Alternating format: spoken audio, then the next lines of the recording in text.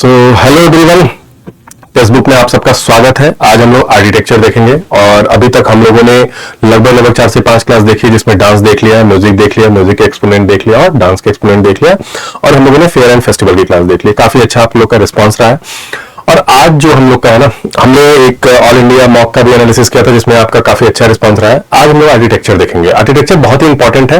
मैंने पहले ही बताया था कि हमें 20 टॉपिक कवर करने हैं और उन 20 टॉपिक से हम लोग सारे क्वेश्चंस को करेंगे, क्योंकि वहां से मेजॉरिटी क्वेश्चंस आते हैं एग्जाम में। और हमने जो एनालिसिस किया है, अभी जो एग्जाम हुआ था जिसमें कि सीपीओ था, सिलेक्शन पोस्ट था, सीएचएसएल था, सारे एग्जाम में क्वेश्चंस पूछे गए हैं दोस्तों। और उन क्वेश्चंस को हम लोग यहाँ पे लाएंगे, प्लस उन क्वेश्चंस को भी लाएंगे, और ये भी टारगेट रहेगा कि उनसे आने वाले एग्जाम जो सीजीएल है, एमटीएस है, स्टेनो है, उनमें कौन कौन से क्वेश्चन आ सकते हैं, कैसे टाइप के क्वेश्चन आ सकते हैं, क्या क्या तरीके से हम लोग मॉक को करें, लाइव टेस्ट को हम लोग कैसे अटेम्प्ट करें, जो हम लोगों ने 20 प्रोवाइड करा रहे हैं, उन चीजों पर भी बात करेंगे। पूरी क्लास को ध्यान से देखिएगा, पूरी देखिएगा। 20 क्वेश्चन की सीरीज है, ज्यादा समय न लेते हुए मैं क्लास को शुरू करूंगा। और चलिए देखते हैं क्वेश्चंस को। पहला क्वेश्चन है, Islam mosque and minaret build during the last decade of century. Quwwat ul Islam मस्जिद और मीनार सदी के अंतिम दशक के दौरान बनाई गई। देखिए क्वेश्चन बहुत ही आसान है। एक ये मॉस्क्यू था, मस्जिद था या मीनार कह लीजिए, ये किस समय पे बनाई गई।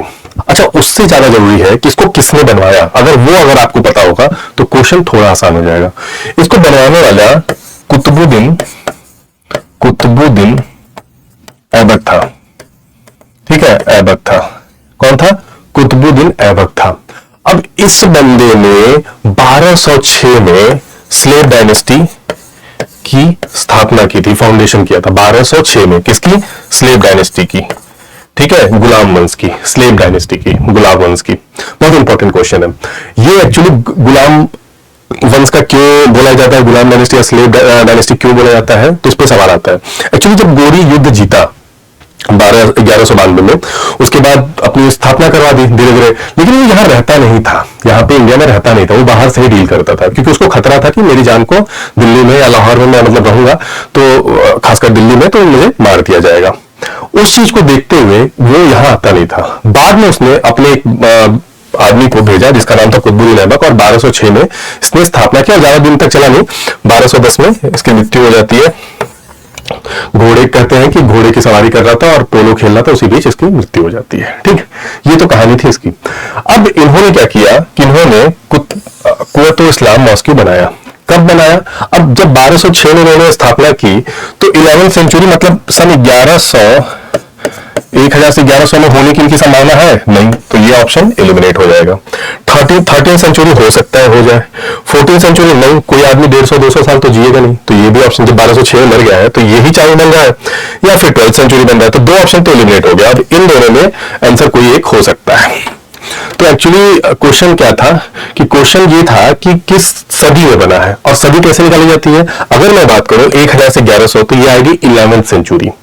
और अगर मैं बात करूं कि वो 1200 से 1300 में किया है तो ये आएगी 13वीं सेंचुरी। लेकिन अगर वो 1100 से 1200 के बीच में किया है तो ये कौन सी सेंचुरी आएगी? ये आएगी 12वीं सेंचुरी। तो इसने 1193 में इस मस्जिद को बनवाया। कुतुबुद्दीन ऐबक ने 1193 में मस्जिद को बनवाया। तो ये कौन सी सदी में हुआ? 12वीं सदी में हुआ, 12वीं सेंचुरी में। आंसर क्या होगा? 12वीं सेंचुरी। ठीक, नेक्स्ट क्वेश्चन चले। आई होप कि आपको क्वेश्चन समझ में आया होगा कि कैसे अटेम्प्ट मिले। अगर आप डायरेक्टली बढ़े जाएंगे तो आपको प्रॉब्लम आएगी, लेकिन अगर आप एक एक चीज को देखते हुए चलेंगे, एक एक ऑप्शंस को देखते हुए चलेंगे, बड़ी आसानी से करके निकल जाएंगे दोस्तों। तो यही मेरा तरीका है कि आप चीजों को बड़ी इजीली करके निकलिए। ठीक है, नेक्स्ट क्वेश्चन देखते हैं। हवा महल is situated in which city. बहुत ही इजी क्वेश्चन है, इस पे ज्यादा समय न लेते हुए मैं आपको बता देता हूं कि हवा महल जो है वो जयपुर में सिचुएटेड है। अब ये तो जानना बड़ी बात नहीं थी, लेकिन इससे क्या क्वेश्चन बन सकता है ये जानना जरूरी है। 1799 में हवा महल को बनवाया गया। कौन बनवाया?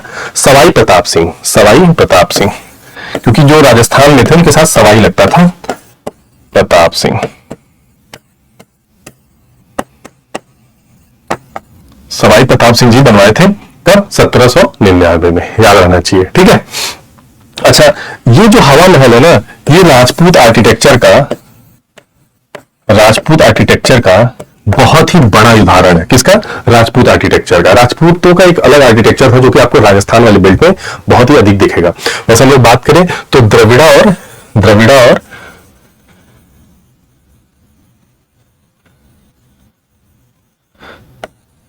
ठीक है, द्रविड़ा और नागरा स्टाइल में हम लोग का बना हुआ है। नागरा मतलब नॉर्थ इंडिया की बात कर रहा है, द्रविड़ा मतलब साउथ इंडिया की। इधर नागरा होता है। अगर मैं बात करूं, एक एग्जांपल है, ऐसा कुछ नहीं है कि यहीं से लाइन जाएगी, इधर द्रविड़ा। ठीक, ये दो जगह जो है ऊपर नीचे, आप ये समझ सकते हैं कि यहां पे जो चीजें हुई है ये इस हिसाब से डिवीजन लगभग किया गया है। ऊपर की जो है नागरा स्टाइल माना जाता है, नीचे द्रविड़ा मतलब साउथ इंडिया। ठीक,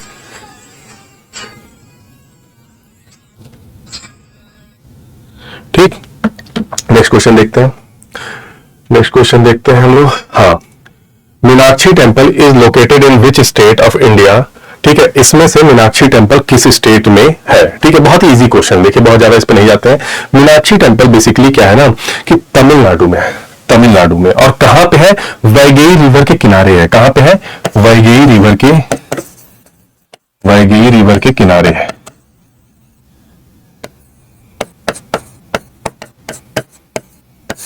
वैगई रिवर के किनारे है दोस्तों। ठीक है, ये याद रहेगा। अच्छा, इसको बनवाया किसने? इसको बनवाया था किंग कुलसेवरा पांड्या ने। ये पांड्या डायनेस्टी का था। किसका था? पांड्या डायनेस्टी का था। ठीक, क्वेश्चन पे चलो दोस्तों।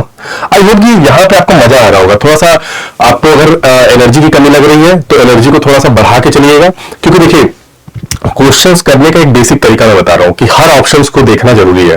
अगर आप एक ऑप्शंस को देख के बढ़ेंगे तो आप उतने अच्छे से आंसर को नहीं कर पाएंगे, क्योंकि आज तो आप रट लेंगे, कल एग्जाम में क्या वो चीजें याद रहेंगी? अगर आपने 1000 क्वेश्चंस पढ़ा, क्या 1000 याद रहेगा? लेकिन अगर सारे ऑप्शंस को अच्छे से करके चलेंगे तो वो चीजें आपको याद रहेंगी। इसलिए सारे क्वेश्चंस को अच्छे से करिए, चीजों को प्रॉपर लेके चलिए, तभी आप कर पाएंगे। चलिए ठीक है, शुरू करते हैं। नेक्स्ट क्वेश्चन पे आते हैं। नेक्स्ट क्वेश्चन कहता है, located in Sayabri Hill near Ellora is the most important second wave site of ancient rock cut। ठीक है, एक्चुअली रॉक कट मतलब क्या है ना कि एक बड़ी तगड़ी जगह है। ठीक है, अभी उसका नाम भी बता ही दूंगा मैं। औरंगाबाद महाराष्ट्र में पड़ता है। वहां पे रॉक को मतलब जो पहाड़ थे उनको काट करके इतनी अच्छी गुफा बनाई गई, एलोरा और अजंता दो, उसकी बात कर रहा है। तो कहां पे है?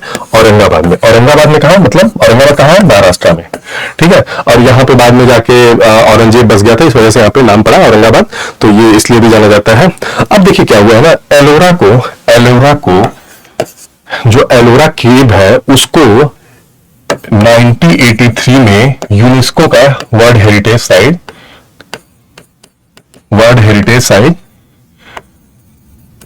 साइट घोषित किया गया था। ठीक है दोस्तों, याद रहना चाहिए, यूनेस्को का वर्ल्ड हेरिटेज साइट एलोरा को घोषित किया गया था। किस सन में? 1983। ठीक है, ऐसे याद रखिएगा। एक एक चीजों को जब याद रखेंगे तभी चीजें आप कर पाएंगे।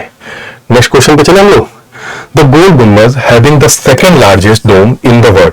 विश्व का दूसरा सबसे बड़ा जो डोम है वो कौन सा है? गोल गुम्बद। वो कहां पे है? ठीक है, क्वेश्चन पूछा है कहां पे है, वो है विजयपुरा में। अब कुछ बातें कर लेते हैं किस पे? गोल गुम्बज पे। तो गोल गुम्बज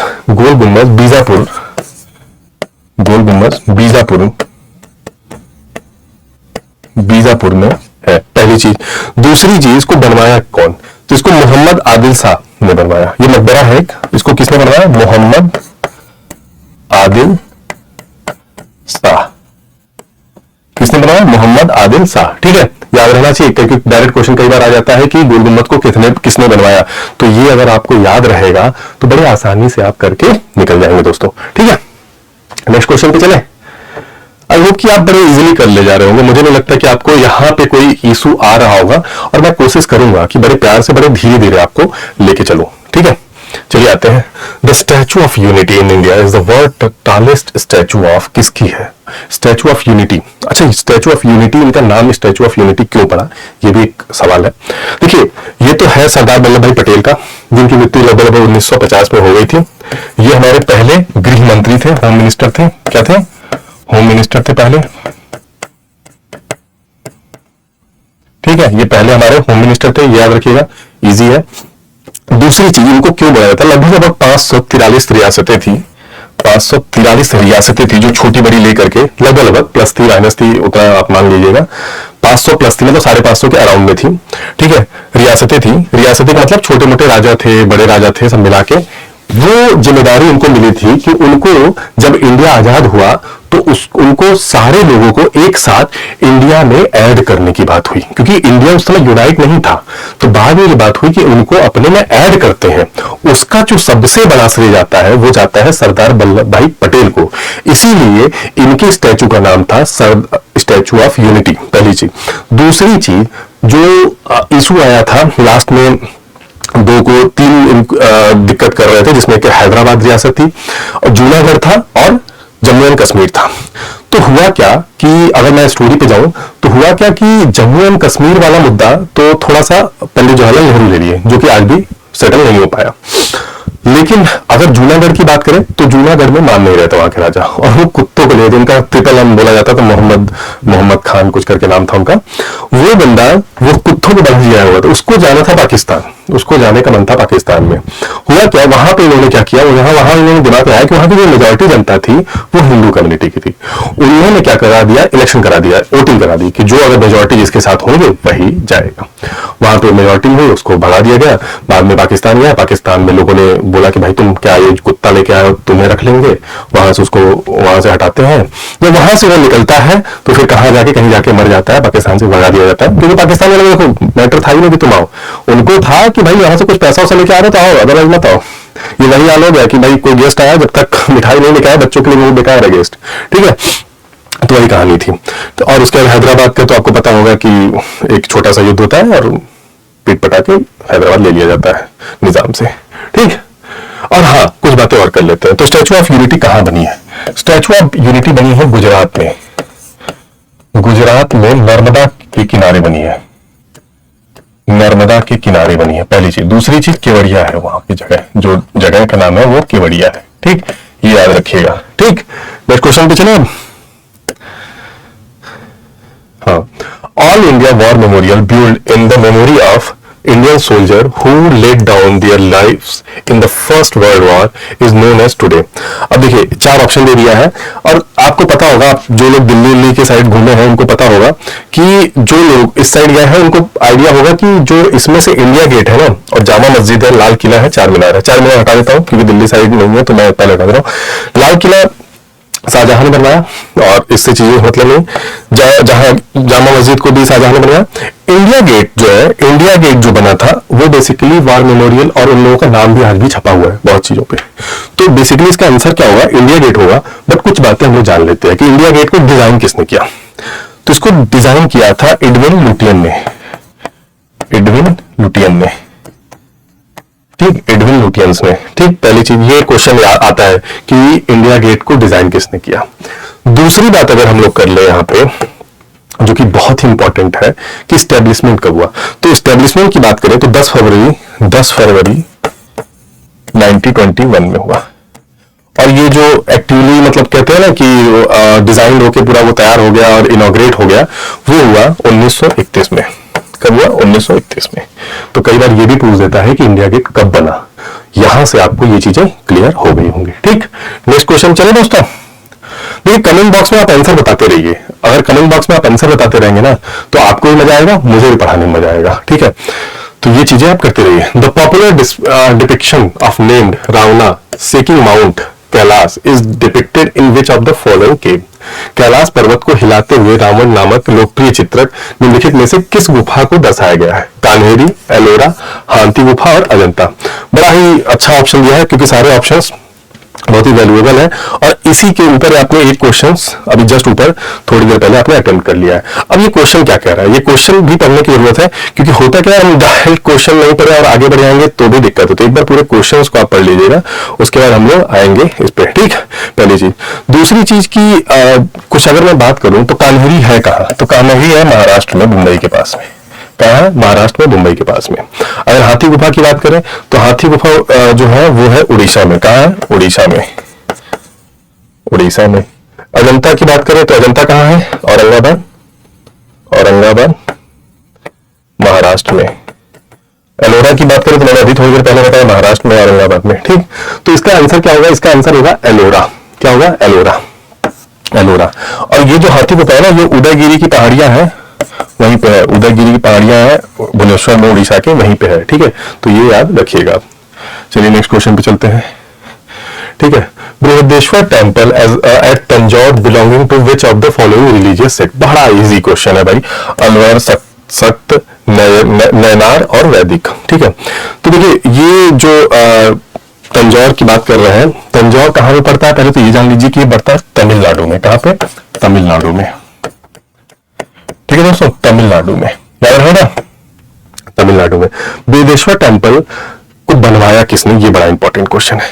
तो बृहदेश्वर टेम्पल को सन 1010 एडी में कौन बनवाया? राजा राजा वन, राजा राजा वन, ठीक, याद रहेगा, क्योंकि कई बार क्वेश्चन आया हुआ है प्रीवियस ईयर में कि बृहदेश्वर टेम्पल को किसने बनवाया, कब बनवाया। तो ये याद रहना चाहिए, कब? 1010 में एडी में, राजा राजा वन में, ठीक। मुझे लगता है कि अभी जितने लोग देख रहे होंगे उनको बड़ा मजा आ रहा होगा, और मजा अगर आ रहा है तो वीडियो को लाइक जरूर कर दीजिएगा दोस्तों, ठीक है। ये कौन सी स्टाइल है? द्रविडियन स्टाइल है, क्योंकि तमिलनाडु कहाँ है? साउथ में है, साउथ में है तो कौन सी स्टाइल होगी? द्रविडियन स्टाइल होगी। और ये कौन से भक्त के मतलब की सेक्ट के लिए है? तो ये है नैनार सेक्ट के लिए। कौन से सेक्ट के लिए? नैनार सेक्ट के लिए, ठीक, याद रहेगा। चलिए नेक्स्ट क्वेश्चन पे चलते हैं। Which of the following heritage sites shows the Dravidian style of architecture? इसमें से कौन सा है जो कि द्रविडियन स्टाइल को शो करता है? पहली चीज बड़ा इजी है, देखिए अगर मैं बात करूं कोणार्क कहां पे है? कोणार्क कहां पे है? कोणार्क है आपका उड़ीसा वाले बेल्ट में, ठीक। अब देखिए बोधगया कहाँ है? बोधगया है बिहार में। तो बिहार में चीजें क्या लगता है आपको किस साइड होनी चाहिए? ठीक है, बिहार की अगर हम लोग बात करें तो बिहार वाली जो चीजें हैं वो तो द्रविडियन स्टाइल होगी, ठीक है। तो जब द्रविडियन स्टाइल होगी तो ये भी कैंसिल हो गया, ये भी कैंसिल हो गया। अक्षरधाम टेम्पल तो दिल्ली में है, ये भी नहीं होगा। बचा क्या? Hampi. Hampi is the right answer, ठीक है, Hampi is the right answer, ठीक है। अब इसको क्या बोला जाता है? हम्पी को बोला जाता है group of monuments. Group of monuments क्या बोला जाता है? Group of monuments.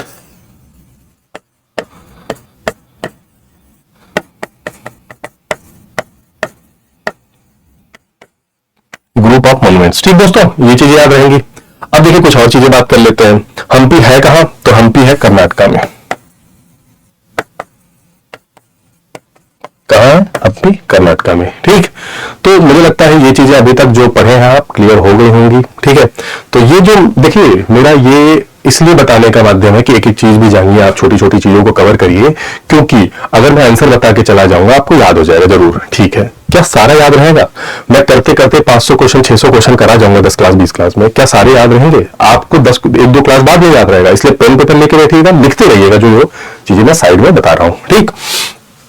नेक्स्ट आते हैं। Which temple are well known for their Nagara style of architecture, having erotic sculptures? श्रृंगारिक मूर्ति वाली वास्तुकला को नागर शैली के लिए कौन से मंदिर सुप्रसिद्ध है? बड़ा इजी क्वेश्चन आ गया है। देखिए ये इसका आंसर जो होगा वो खजुराहो होगा। सोमनाथ टेम्पल आपको पता है गुजरात में है, ठीक है। कहां पे है? गुजरात में है, गुजरात में है, ठीक है। हम्पी मैंने बताया ही कर्नाटका में है। कहां? कर्नाटका में है। मीनाक्षी टेम्पल तमिलनाडु में है, ठीक है। तो ये मेजर चीजें तो हो गई। अब देखिए इसमें से क्या फंसता है क्वेश्चन लोगों को? क्वेश्चन ये फंसता है कि जो खजुराहो है, यहां से क्वेश्चन जो बन सकता है अगर हम लोग बात करें तो जो खजुराहो है, खजुराहो कहां पे है? तो पहले ये खजुराहो है मध्य प्रदेश में। खजुराहो टेम्पल को बनवाया किसने? तो चंदेल डायनेस्टी के लोगों ने, चंदेल डायनेस्टी ने, ठीक है। और ये अलग ही आर्किटेक्चर है, क्योंकि बहुत बार ये क्वेश्चन पूछा है कि जो खजुराहो टेम्पल है उसको कौन सी डायनेस्टी ने बनवाया है, ठीक। नेक्स्ट क्वेश्चन पे चलें दोस्तों। नेक्स्ट क्वेश्चन पे आते हैं। बीबी का मकबरा the replica of Taj Mahal is situated in, Taj Mahal की प्रकृति बीबी का मकबरा कहां अवस्थित स्थित है, ठीक है। देखिए मैं एक चीज और बताता हूँ, एक स्टोरी बताता हूँ। जब लास्ट वाला टाइम था औरंगजेब का, वो हुआ क्या कि वो समझ गया कि भाई अब तो मेरा अंत आ चुका है, ठीक है।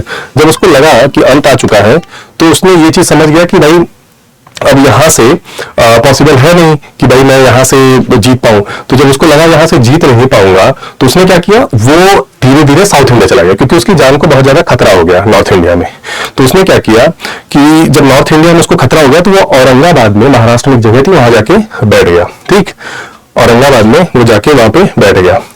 औरंगाबाद में ही उसने एक ताजमहल के रेप्लिका जैसा मकबरा बनाया, जिसे बीबी का मकबरा बोले। तो उसका आंसर क्या होगा, औरंगाबाद। बाद में मैं इस पे स्टोरी में जाऊंगा जब कभी बनाना होगा। कब बनवाया, तो 1660 में। कब बनवाया, 1660 में। नेक्स्ट क्वेश्चन पे चले। In the contest of temple architecture the most important part of temple, मंदिर की वास्तुकला के संदर्भ में मंदिर का महत्वपूर्ण हिस्सा कौन सा होता है। बहुत ही आसान क्वेश्चन है। देखिए इसमें आंसर होगा गर्भगृह।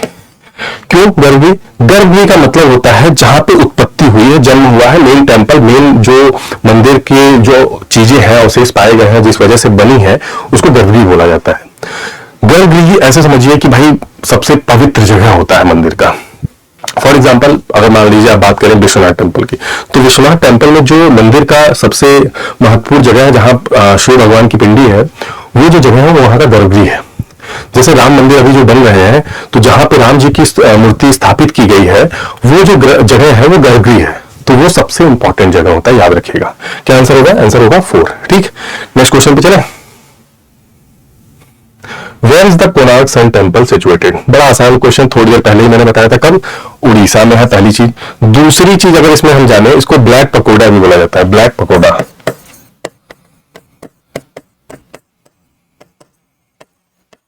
ब्लैक पकोड़ा बोला जाता है। दूसरी चीज, यूनेस्को में इसको रखा गया है। तीसरी चीज अगर मैं बात करूं तो अगर तीसरी चीज मैं बात करूं तो ये कब बना है, 1250 में बना है, 1250 में बना है। ठीक, याद रहेगा। नेक्स्ट क्वेश्चन पे जाते हैं। तलातल घर, ठीक है, Talatal Ghar is the historical monument situated in which of the following Indian state. Talatal Ghar एक ऐतिहासिक स्मारक है जो निम्नलिखित में से किस राज्य में स्थित है। ठीक है, तो इसका आसान सा आंसर है आसाम। और मैं एक चीज और बता दूं कि ये जो अहोम डायनेस्टी थी ना, अहोम डायनेस्टी उनके द्वारा बनवाई गई थी। किसके द्वारा, अहोम। अगर देखिए अगर आपको पता भी ना हो तो भी आप अहोम के साथ जाइएगा। और ये बनाई कब थी, 1698 में, 1698 एडी में। ठीक, याद रहेगा ये चीज। ज्यादा डीप में जाएंगे तो चीजें भूलने के लिए रहेगा। तो 1 से 2 पॉइंट हर क्वेश्चन में आपको आने चाहिए। ठीक, विच of the following temple has Panchatantra style of architecture. बहुत इजी क्वेश्चन है, देखिए कई बार आया हुआ है।